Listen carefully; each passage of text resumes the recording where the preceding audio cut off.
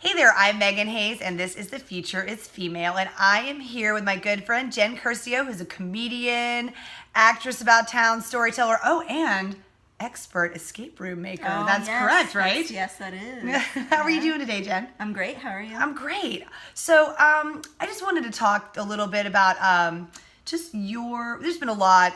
We don't get a break in the news these days. No. We really don't, in Hollywood especially. Yeah. What are your thoughts and hopes and feelings about all this stuff? Let's say with the Kevin Spacey stuff that's been coming out.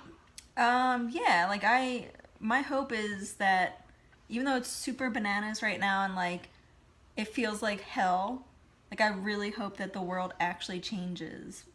Yeah, I mean, I think it's great that people are finally talking about it. Because nobody did before. Right, and it's rampant. Mm-hmm. And it's not just Hollywood, do you think? No. Oh, no, I'm sure it's everywhere. Yeah. I mean, it's just because, Kevin Spacey doesn't mean, like, it's not happening everywhere in, like, small towns with, like... Exactly. Well, I think also because, like, it seems like it's rampant in Hollywood because Hollywood, everyone's in the limelight, in the spotlight anyway. So, of course, if a story comes out, it's going to be everywhere because it's Hollywood. Yeah. But it's everywhere. I mean, I feel like we can all breathe now, kind of. Yeah. Yeah. Yeah. So, how do you feel about the whole Kevin Spacey situation? Considering you are a lesbian. Yeah. So, and just what are your thoughts about that? I'm so furious. Yeah, me too. It made me so mad. I was, because I mean, like, I grew up in a small town in Pennsylvania, and like literally in health class, the health teacher was like, gay people are perverts, they touch kids. Oh my God. So like, obviously, are you shitting me? I'm not even shitting you. Like, that's so horrible. It like fucked me up real bad. Like, I mean, like, I obviously don't... Well, you like, I'm never going to come out of the closet. Yeah, I was like, I'm just going to, like, keep going with my boyfriend, like, do this thing. But, like, so I was terrified. So, like, for me to hear that Kevin Spacey was like, oh, well, I'm gay. Like, that's why I'm trying to touch kids. Like... Oh, my God. It was so, like, it's just so damaging. And it just, like... I felt like we were so close to, like, being in a good, like, a better spot. Set everybody back, the gay community back, like I feel Decades. Like 30 fucking years. Yeah. Exactly. Oh God, that really breaks my heart. That I used to be a teacher back in Atlanta, and I had a high school kid like come out to me because I was the drama teacher, and like that's what you do with the drama teacher, man. And what broke my heart is that she had told someone a year prior.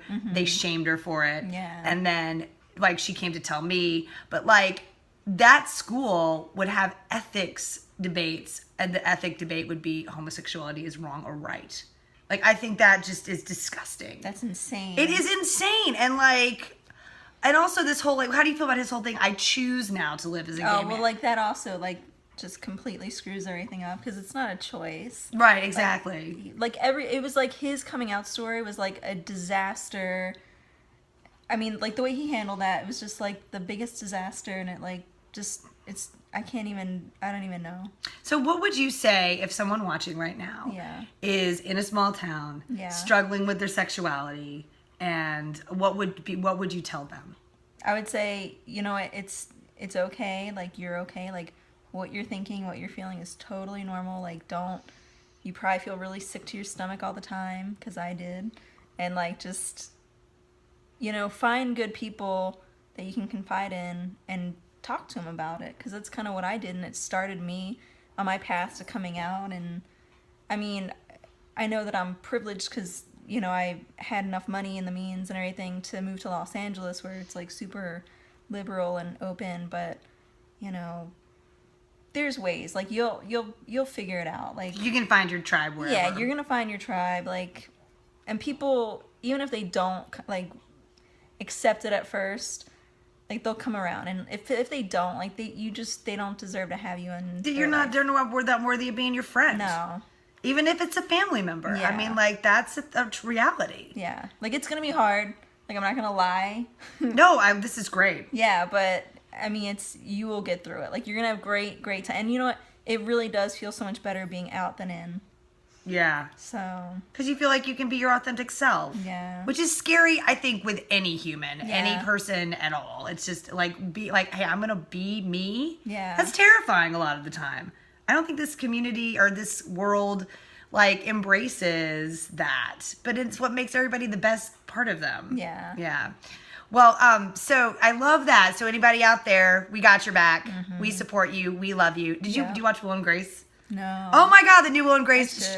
Sean Hayes's grandkid gets sent to like a camp that like prays the gay out of you, and he like takes him out and he's like, look, I'm gonna tell you there's nothing to fix about you because there's nothing broken with you. P.S. the woman who runs the camp is Jane Lynch, and it's like, that's awesome. It's amazing. It's amazing. It's amazing. So like we've all had a Me Too experience, right? That's a thing. So here's what I want to talk about. Don't you think, correct me if I'm wrong, but because I've been talking to guys lately about this whole Me Too thing, and they're not open up to it, but like, it's just different being a woman in this world and navigating life. Don't you think? What do you think? Yeah, of course it is. I mean, absolutely. It's like, just last night, like my girlfriend and I were walking down the street, and some guy starts catcalling at us, and it's like that's just what we have to deal. Like, it's just what you do. It happens all the time. Guys, I had a roommate who would like anytime we were out hiking, like if she saw like a group of guys running or something, she would hoot and holler at them to like upset them. And I will tell you, like, this group of firefighters, like they could not handle it. Like they were so deeply upset that she was like catcalling them. Oh my God. And I'm like, it's like every day for us. Yeah, I'm like, that's just what women deal with. You know? I'm sure they were great guys. Maybe they didn't even deserve it, but she did it. But like, anyway. Right. But that's just the thing is like nobody deserves that to do. Yeah. Because I was talking to a friend of mine, and like I was like, well, the whole thing with this, it's so great we're finally talking about it, because like I think there's so much shame around talking about it. Yeah. Because like I think as women, tell me if you agree with this. I think as women we're conditioned to laugh things off. Yeah, without a doubt. Not speak up. Yeah. And like just go with the flow, even if we're not. Yeah.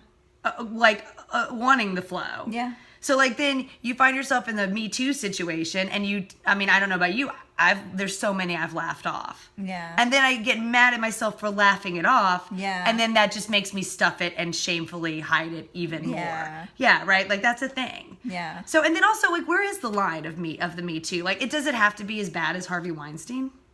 No. I mean I think it's like we should use this as like a general thing to stop all the shitty behavior around, sexuality, I guess. And I don't want to say around sexuality, but just all the shitty behavior in general. Predator behavior. Predatory behavior. Because, like, it's gross. Like, whether it's, like... I mean, it all kind of stems from the same place, I guess. And what do you think that place is?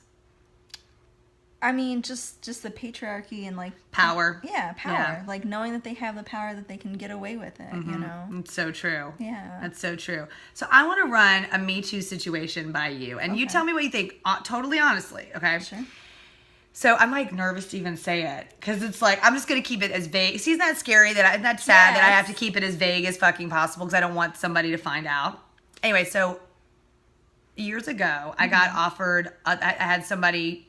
want to help me, a man, very high-powered person, offered me all kinds of meetings, all kinds of stuff. Yeah. Hung out with him, hung out with his wife and kid, all that. There was plans for me, all these big plans for me. So then one night we went to dinner. He drives me up to the Hollywood Hills. Yeah. And like there was nothing even like forceful or anything, but it was just kind of implied. Yeah. And I politely declined. Yeah. And he was not a dick about it or anything, but then I never heard from him again. That's gross. Isn't that gross? And then That's shitty. And my friend was like, my guy friend, and this is a great guy friend, but he was like, but that's just like a guy you saying no on a first date. I'm like, no, because if I fucked him, he would have helped me with my career, don't you think? Yeah, it's the fact that he leveraged the power that he had. Thank you. To try to get something. You put it so gross. Jan, you put it so well. Can you wait to talk to my friend about it and say it like that? Because I was like, no, it's not the same. That's basically how I said it. Like, no, it's not the same. Yeah, because it's like it happened to you, so you're like in a more heightened emotional state about it. But like, and not that but like, it's easier to like look in at something and be like, oh, that's what he's doing. Right, and it's a leverage of power, which is still not okay. No, it's not at all. Yeah, so, I've been on dates that, like, even, I had one chick do that on a date, and she, like, bought like a wonderful dinner and like was like, look at my Jeep, like I'm gonna take you to Malibu, and like then she was like, let's go back to my place, and she was kind of like she basically like took her pants off, and I was like, this is the first date. Like, oh my God, it rarely happens like that, but yeah. Yeah.